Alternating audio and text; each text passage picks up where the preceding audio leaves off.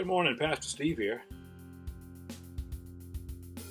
Romans 13, 8 through 10 says this: "Owe no one anything except to love one another, for he who loves another has fulfilled the law. For the commandments, you shall not commit adultery, you shall not murder, you shall not steal, you shall not bear false witness, you shall not covet. And if there's any other commandment, they're all summed up in this saying, namely, you shall love your neighbor as yourself. Love does no harm to a neighbor, therefore love is the fulfillment of the law."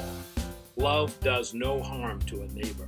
Boy, if we all lived by that, there would be no racism. There'd be no violence in the cities, or the country for that matter. No hunger, no sex slaves, no illicit drug use, no need for a police force or military, and the list would go on, right?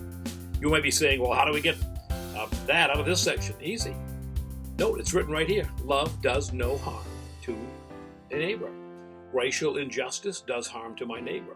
Violence does harm to my neighbor. Sexual mistreatment of any kind does harm to a neighbor. Stealing does harm to a neighbor. You get the point, right? So, how do we make this happen in our world? I submit to you that it all starts with me. And you, if you get the point. I cannot fix the whole world and its attitude, but I can begin with me. I can work on me. Then, as Peter said in 1 Peter 4:17, the time has come for judgment to begin at the house of God.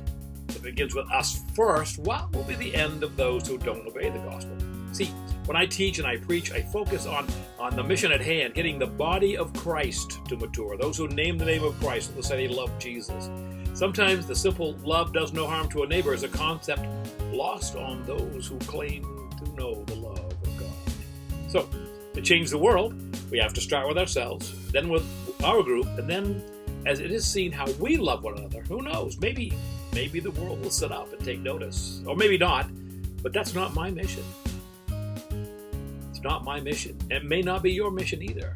Maybe our mission is to live what we say, that they might hear what we say.